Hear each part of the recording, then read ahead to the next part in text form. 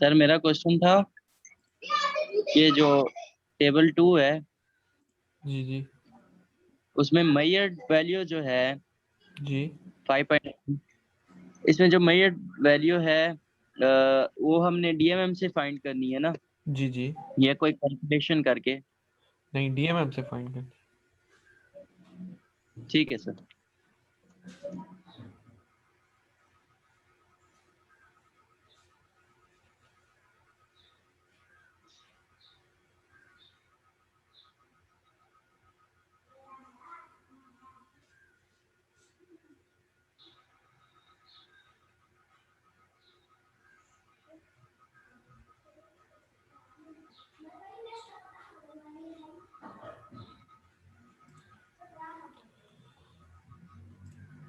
एक दो minute wait करते हैं ना, कुछ एक दो क्लास फेलोज आ जाएं, फिर हम स्टार्ट करते हैं।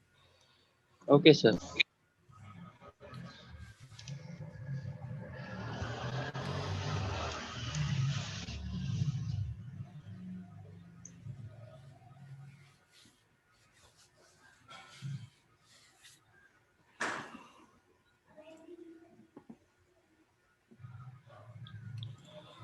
ठीक है, तो ये आपके पास टेबल मेजर्ड वैल्यू से भी फिल आउट हो जाएगा और फिर आप डेविएशन कैलकुलेट करोगे।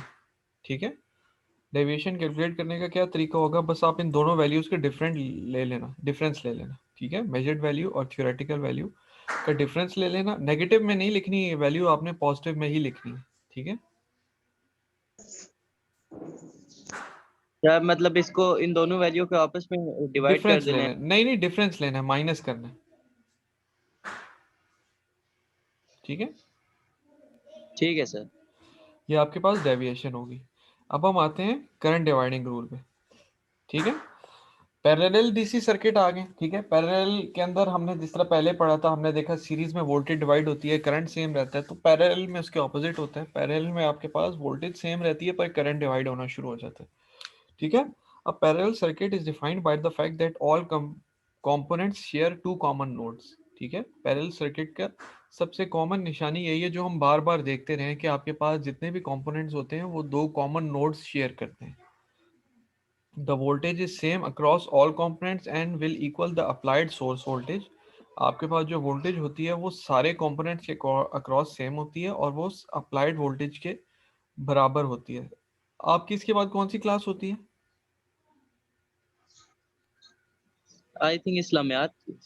होती है अब, इस्लामियात कैट की है सर। नहीं एक्स्ट्रा इस्लामियात की है, होती है। कैट की क्लास है। सर इस्लामियात की क्लास है। यस सर, होती है। अच्छा, हम ऐसा करते हैं ना बच्चे के पहले जो है ना आपका वोल्टेज डिवाइडिंग रूल अप्लाई कर देते हैं। ठीक है, उसकी वीडियो देख लेते हैं। करंट डिवाइडिंग रूल आएगा फिर हम इसको देख लेंगे, अगर मिस हो गया। जी ठीक है ना, पहले हम सर उसकी मैं कहता हूँ कि पहले पैरेलल पढ़ लेते हैं, फिर दोनों की एक साथ देख लेते हैं। बच्चे वो वीडियो पूरी नहीं होगी फिर आपकी, फिर वो आपको वोल्टेज डिवाइडिंग रूल भी रह जाएगा। मैंने स्टेप बाय स्टेप किया ना, तो पहले वोल्टेज डिवाइडिंग रूल आप देख लो, उसके बाद करंट डिवाइडिंग रूल फिर हम बाद में देख लेंगे। अगर वो मिस हो गया तो फिर वो नेक्स्ट वीक कर लेंगे। ठीक है, फिर वो वीडियो ओके। आपकी रह जाएगी। कुछ ना कुछ प्रैक्टिकल आप देख लो, मैं ये बस ये चाह रहा हूँ। ठीक है,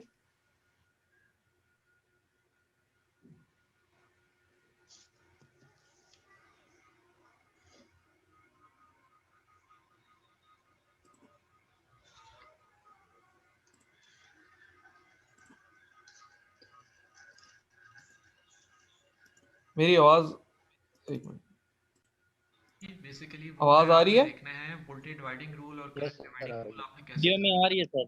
वोल्टेज डिवाइडिंग रूल। अब आपको कोई क्वेश्चन हो तो मुझे बता देना, मैं आपको एक्सप्लेन कर दूंगा। ठीक है, मैं इसको प्ले कर रहा हूँ। Okay sir. तो आप आपकी थोड़ी नो हाउ होगी। ठीक है, वोल्टेज डिवाइडिंग रूल बड़ा सिंपल सा होता है। बेसिकली वोल्टेज डिवाइडिंग रूल और करंट डिवाइडिंग रूल वहाँ पे लगाया जाता है जहाँ पे आपके पास सीरीज और पैरेलल सब्जेक्ट सर्किट्स होते हैं।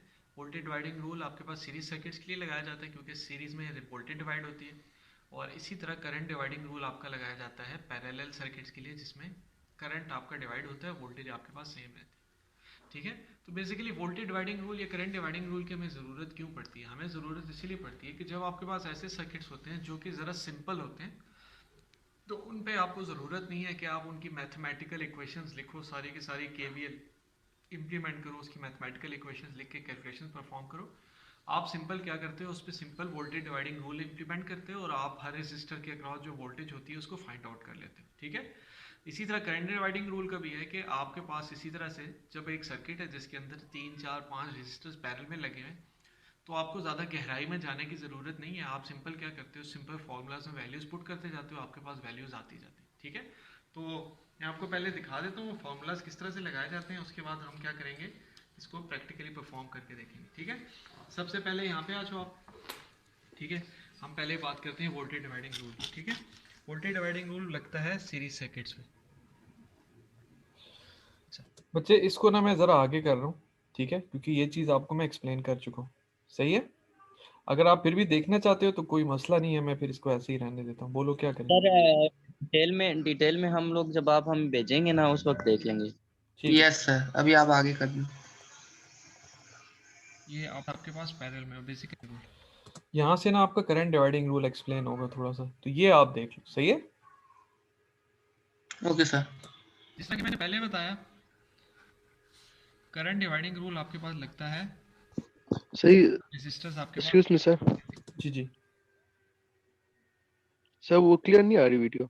बच्चे, वो भी हो जाएगी, वो आउट ऑफ फोकस है, वो हो जाएगा क्लियर, ठीक है। नहीं तो मैं साथ साथ वैल्यूज बोलते जाऊंगा, आपको बता दूंगा, ठीक है, सही है। ओके चलिए सर। सही है सर। आपने पिछले लेक्चर की वीडियो देखी थी जो मैंने ये इस तरह डेमोन्स्ट्रेशन भेजी थी, किसी ने प्ले करके देखी थी? यस यस सर, देखिए सर, उसके अंदर ये था कि क्या कहते हैं, वैल्यू एक आध ब्लड थी, बाकी ठीक थी, 4 वैल्यूज थी। बस ठीक है, सही है। अगर वो जो ब्लर है वो भी मुझे बता देना, मैं आपको देखकर बता दूंगा क्या वैल्यू थी, ठीक है। Okay sir. इस तरह से करंट फ्लो करता हुआ जाता है, ठीक है। इसको I0 कह दो, यहाँ पे डिवाइड हो जाता है I1 में, और ये आप I2 कह दो, और I2 फर्दर आप कह सकते हो I3 और I4 में डिवाइड हो जाता है, या आप ये कह लो, या आप बल्कि इस डायग्राम को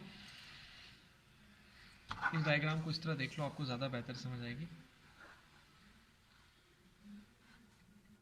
काफी रुक रुक के चल रही है। तो देखने में ज़रा ये ज़्यादा बेहतर अच्छा, एक मिनट, ये अच्छा। करंट जो है ये 3, यार देखो ये इशू जो है ना, ये रिजॉल्व करना थोड़ा सा मुश्किल है। अगर मैं आपकी इस वीडियो की क्वालिटी इससे भी लो करूँगा ना, तो फिर जो है ना आपको वो स्मूथ तो बहुत ज़्यादा चलेगी, लेकिन फिर आपको बिल्कुल क्लियर नज़र नहीं आएगा।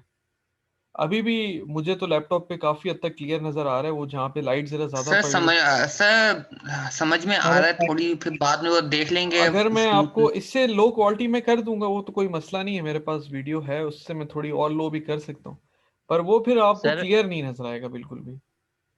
सर एक बात पूछनी है आपसे।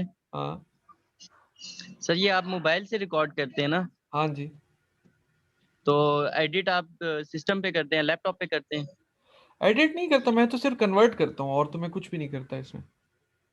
बस सर जी इसको अगर मोबाइल पे ही आप कन्वर्ट करें ना किसी वीडियो एडिटर से, तो ये बिल्कुल स्मूथ चलेगी यहाँ पे भी। अच्छा चलो ठीक है, मैं नेक्स्ट टाइम फिर ऐसे कर लूंगा, ठीक है। हिस्सों में 1 2 3 में डिवाइड हो रहा है, ठीक है।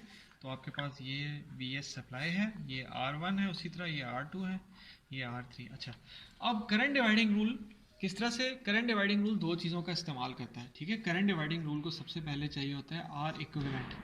पैरेलल में आपको पता है कि पैरेलल में आप पैरेलल किस तरह कैलकुलेट करते हैं, दो का पैरेलल, फिर सर रुक गई ये वीडियो। आप पैरेलल कैलकुलेट करोगे, उसको हम सबके अक्रॉस रुकी हुई है।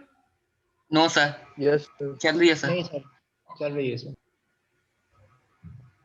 चल रही है सर। कर देते हैं R इक्वलेंट, ठीक है। तो अगर आपने IR1 फाइंड करना है तो किसके इक्वल होगा, I, ये वाला करंट जो मेन करंट आ रहा है, multiplied by R equivalent divided by R1, ठीक है। IR1 is equal to I into R equivalent, जो कि इन तीनों का पैरेलल है, डिवाइडेड बाय R1। इसी तरह I, एक मिनट यार, इसमें ये डिवाइड आपके पास, एक मिनट बच्चे रुकना, अच्छा एक मिनट।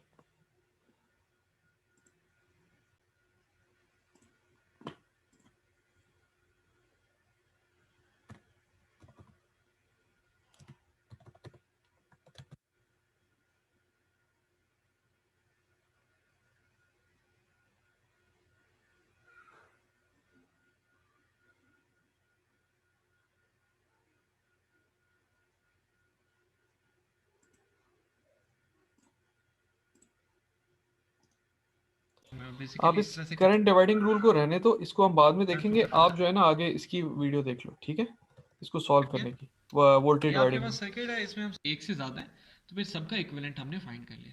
ठीक है, अब हम प्रैक्टिकली परफॉर्म करना स्टार्ट करते हैं। ठीक है, ये आपके पास सर्किट है, इसमें हम सप्लाई सेट करेंगे। आपके पास इसमें सेट की हुई थी मैंने।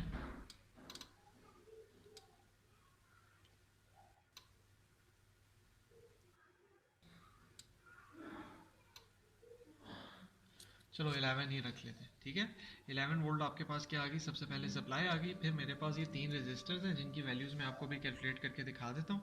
ठीक है, इसमें से एक 9.9 का है, सेकंड आपके पास 2.6 का है और थर्ड आपके पास 4.81 का है। ठीक है, मैं फिर भी आपको दिखा देता हूँ, उधर रखें।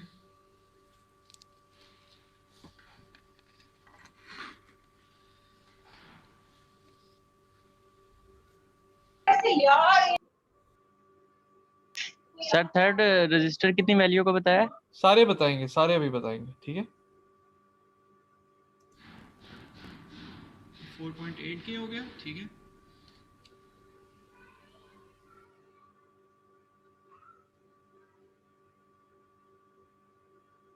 ये 9.9 हो गया और थर्ड जो है 2.67 है।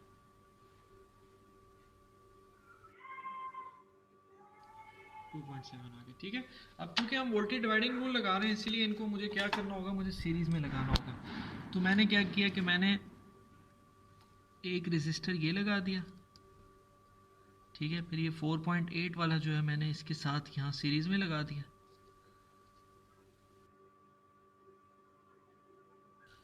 और फिर मैंने थर्ड रेजिस्टर को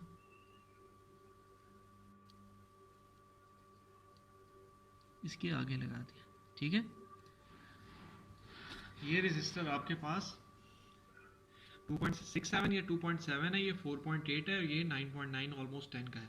ठीक है, सप्लाई कनेक्ट करते हैं। ठीक है, सप्लाई का नेगेटिव मैंने इसके 10 किलो ओम वाले के साथ लगा दिया। ठीक है, और इसके साथ मैंने यहाँ पर ये लगा दिया। ठीक है, ये हो गया आपके पास। ठीक है, ये सप्लाई मैंने कनेक्ट कर दिया। ठीक है, अब मैंने सिंपल वोल्टेज फाइंड करनी है। डीएमएम को मैं वोल्टेज पे सेट कर देता हूँ। ठीक है, और मैं ये वैल्यूज फाइंड आउट कर लेता हूँ। ठीक है,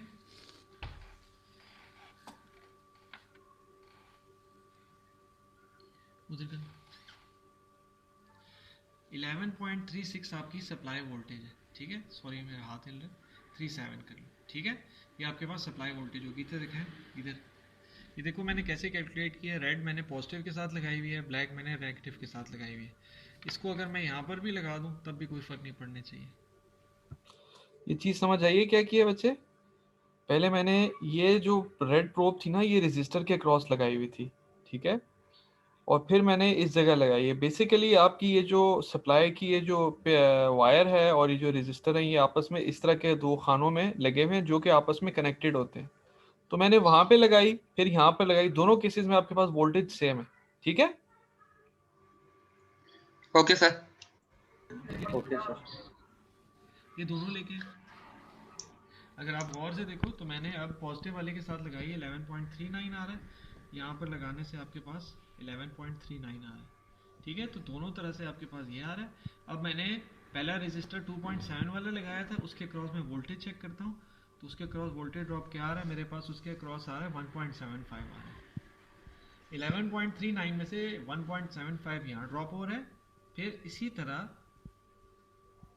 4.8 ओम वाले रजिस्टर के क्रॉस 3.15 वोल्ट ड्रॉप हो रहे हैं। ठीक है, और फिर लास्ट मैं क्या करता हूँ, इस रजिस्टर के क्रॉस चेक करता हूँ तो 6.5 वोल्ट्स यहाँ पर ड्रॉप हो रहे हैं। ठीक है, तो ये मेरे पास वोल्टेज डिवाइडिंग रूल मैंने इम्प्लीमेंट कर दिया। ठीक है, जिससे आपके पास क्या हुआ, हर रजिस्टर के क्रॉस वोल्टेज आपके पास आ गई।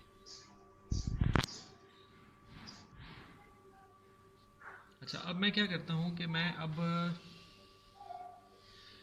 एक और रैंडम रेजिस्टर ऐड करके देखता हूँ और देखता हूँ कि उससे क्या फ़र्क पड़ेगा। ठीक है, मैंने एक और रेजिस्टर उठाया, इसको भी मैंने वैल्यू नहीं चेक की, मैं वैल्यू बाद में देख लूँगा।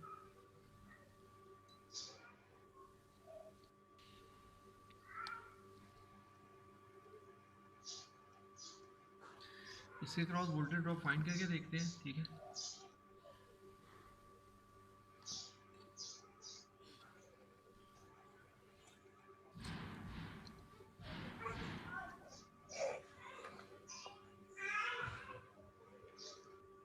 सॉरी,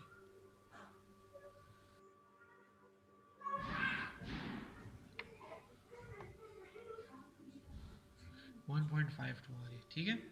इसके क्रॉस 1.52 आ रही है। सेकंड के क्रॉस देखते हैं, इसके क्रॉस भी 1.52 आ रही है। तो अगर इन दोनों के क्रॉस 1.52 आ रही है, 1.52 1.51, इसका क्या मतलब है? इससे आप ये कंक्लूड कर सकते हो कि ये दोनों रेजिस्टर सेम वैल्यू के। इसका मतलब ये 2.67 का था तो ये भी 2.67 का। ये आपके पास वोल्टेज डिवाइडिंग रूल हो गया, ठीक है। आपको एक टेबल प्रोवाइड किया जाएगा जिसके अंदर आपने क्या करनी होगी, ये मेजर्ड वैल्यूज़ आप प्लेस करोगे और कैलकुलेटेड वैल्यूज़ आप खुद से लिखोगे, ठीक है। और इसको दोबारा से आप परफॉर्म करके देखोगे डिफरेंट वैल्यूज़ की, ठीक है। अब हम आते हैं करंट डिवाइडिंग रूल पे, ठीक है। करंट डिवाइडिंग रूल के लिए मैं क्या करूँगा, मैं इस सारे सर्किट को सिंपल पैरेलल में लगा दूंगा, ठीक है। मैंने क्या किया, इस रेजिस्टर को भी पैरेलल में लगा दिया,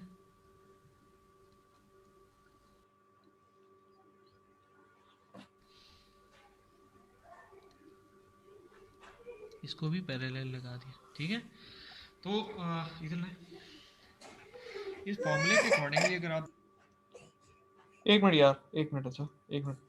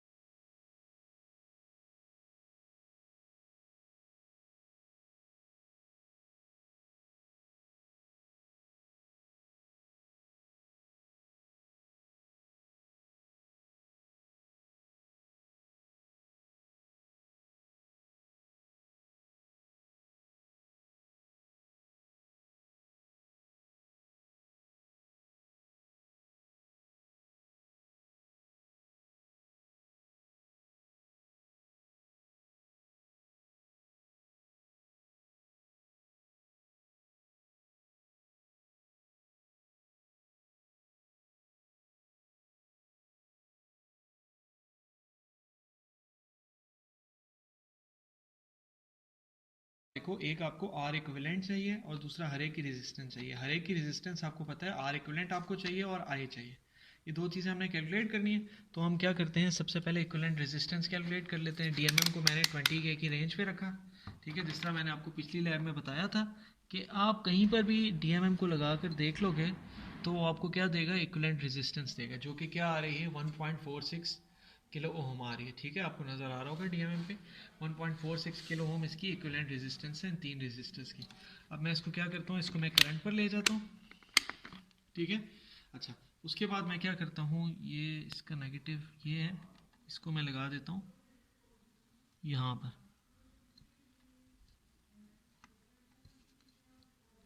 ठीक है। यहाँ लगा दिया मैंने, ठीक है। ये अगर आप देखो गौर से तो ये क्या हुआ आपको नज़र आ रहा होगा, ब्रेक हुआ हुआ नज़र आ रहा है। यहाँ से यहाँ तक का आपका ये ब्रेक हुआ है। तो आपको पता है करंट मेजर करने के लिए हमें सर्किट को ब्रेक करना पड़ता है। सप्लाई कनेक्ट कर दिए, ठीक है। उसके बाद मैं क्या करता हूँ, नीचे देखा करंट फाइंड करता हूँ, ठीक है। अच्छा, करंट अगर आप देखोगे तो आपके पास 8.5 8.49 ये करंट आ रहा है। मैं चाहे इसमें से किसी भी रजिस्टर के क्रॉस लगा लूँ, ये मैंने फर्स्ट के क्रॉस लगाया था, मैं सेकंड के क्रॉस भी लगा लूँ तब भी आपके पास यही करंट आएगा 8.50, इस तरह ही आएगा। थर्ड के क्रॉस भी लगा लूँ तो आपके पास क्या आएगा, करंट यही आएगा, ठीक है। ये आपके पास करंट आ रहा है, ये आपके पास आई करंट की वैल्यू आ रही है जो कि टोटल करंट है। अब मैं आपको अपनी रीडिंग दिखा दूं। अब सवाल ये पैदा होता है कि मैं किसी भी रजिस्टर के क्रॉस अगर प्रोब लगा रहा हूँ, ठीक है, तो वो एक ही वैल्यू दे रहा है। क्यों दे रहा है? क्योंकि ये तीनों इस टाइम पैरेलल में। अगर मैं स्पेसिफिकली किसी एक इंडिविजुअल रजिस्टर के क्रॉस फाइंड करना चाहूँगा तो मैं क्या करूँगा, सर्किट थोड़ा सा ब्रेक करूँगा, ये बाकियों से मैंने सेपरेट कर दिया और मैं अब करंट फाइंड करके देखता हूँ। तो अब मेरे पास क्या आ रहा है, अब मेरे पास आ रहा है 1.19 मिली एम्पेयर। ये सारे करंट्स मिली एम्पेयर में आ रहे हैं। ये फर्स्ट रेजिस्टर के क्रॉस है, और एक मेरा रफ सा गैस ये है कि इसके क्रॉस करंट काफ़ी कम आ रहा है, इसका मतलब ये 9.9 वाला रेजिस्टर होगा, क्योंकि जितना बड़ा रेजिस्टर उतना थोड़ा करंट।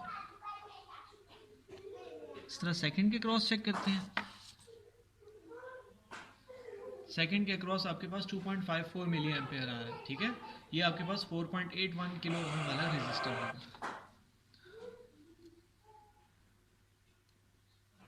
और इसी तरह थर्ड को ब्रेक करके देखते हैं।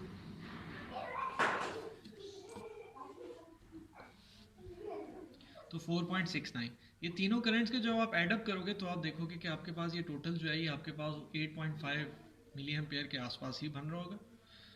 तो ये आपके पास मेजर्ड वैल्यूज आ गई हैं, ठीक है। कैलकुलेटेड वैल्यू आपने कैलकुलेट करनी है और फिर इसको आप खुद से परफॉर्म करके देखोगे तो आपको अंदाज़ा हो जाएगा कि ये किस तरह से सॉल्व किया जाता है, ठीक है। अगर इसमें कोई कन्फ्यूजन हुई तो हम उसको इंशाल्लाह क्लास में डिस्कस कर लेंगे, ठीक है। अल्लाह हाफ़िज़।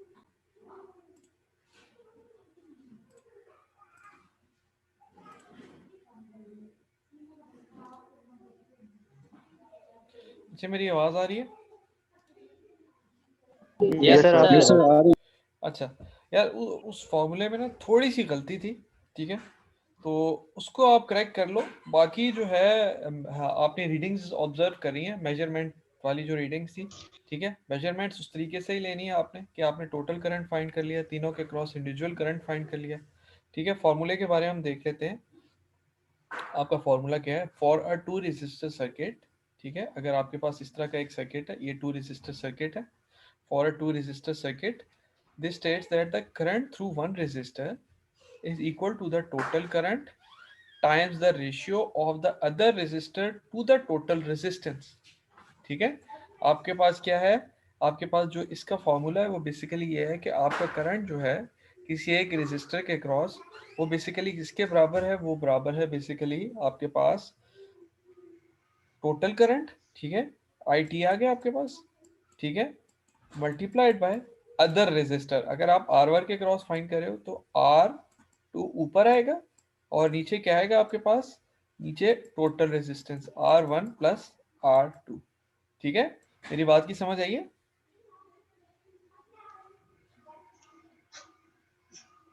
Yes sir. मेरी बात की समझ आई है ना बच्चे?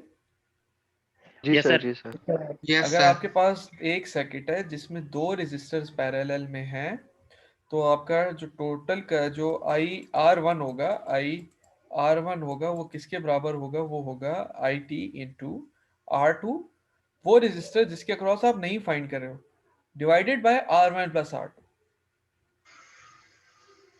ठीक है।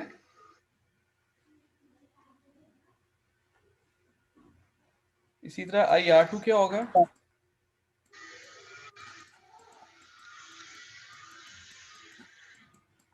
IT into R1 over R1 plus, sir ये R2 नहीं आएगा ऊपर?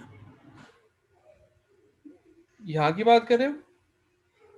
यस सर, सर हमने IR2 लिखा है तो इधर भी R2 नहीं आएगा? बच्चे यही देखो ना, इधर R1 को भी देखो ना, R1 के लिए फाइंड कर रहे थे तो हमने R2 को ऊपर रखा है, और R2 को फाइंड कर रहे हैं तो R1 को ऊपर रखेंगे, ठीक है। इसमें यही देखने वाली बात है कि इसमें उल्टा रिलेशनशिप है, ठीक है।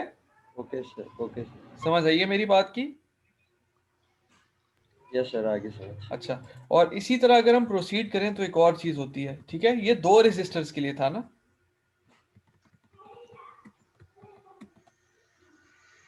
अगर आपके पास ज्यादा रेजिस्टर आ जाते हैं, ठीक है, अगर आपके पास ज्यादा रेजिस्टर्स आ जाते हैं तो फिर आप क्या करोगे, फॉर एग्जाम्पल यहाँ पर 3 रेजिस्टर्स आ जाते हैं,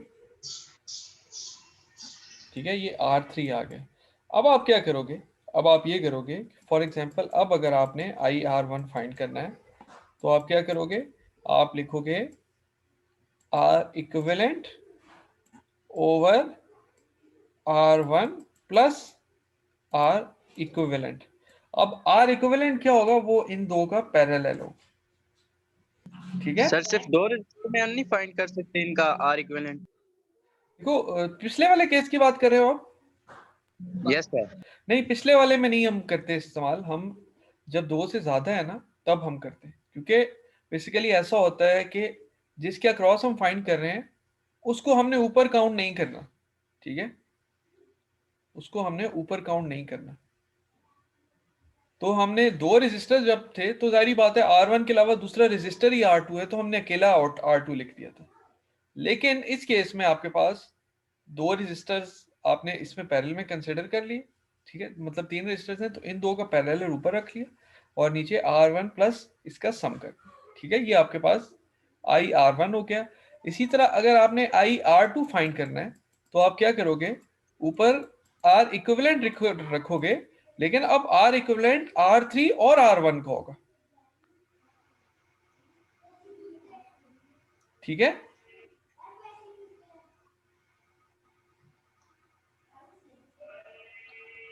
ऐसा करो बच्चे, आप वोल्टेज डिवाइडिंग रूल को ही अभी कंसिडर करो, करंट डिवाइडिंग रूल को ना हम नेक्स्ट लैब में डिस्कस करेंगे। एक चीज का ख्याल रखना, नेक्स्ट वीक से आपकी जो लैब है वो 8:30 बजे ही होगी, ठीक है, जो टाइम टेबल में टाइम, ठीक है, ओके सर। Yes sir. 8:30 बजे स्टार्ट होगी, तो टाइम का ख्याल रखना। फिर हम ये जो थोड़ा सा ये रह गया इसको भी डिस्कस कर लेंगे और उसको भी आगे से देख लेंगे, ठीक है।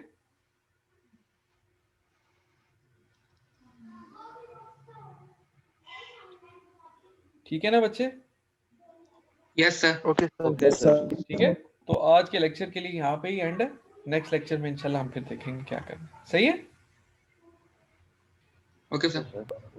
ओके सर, ठीक है। ओके सर, अल्लाह हाफिज। अल्लाह हाफिज़। ओके सर, अल्लाह हाफिज़। अल्लाह हाफिज़। Okay sir.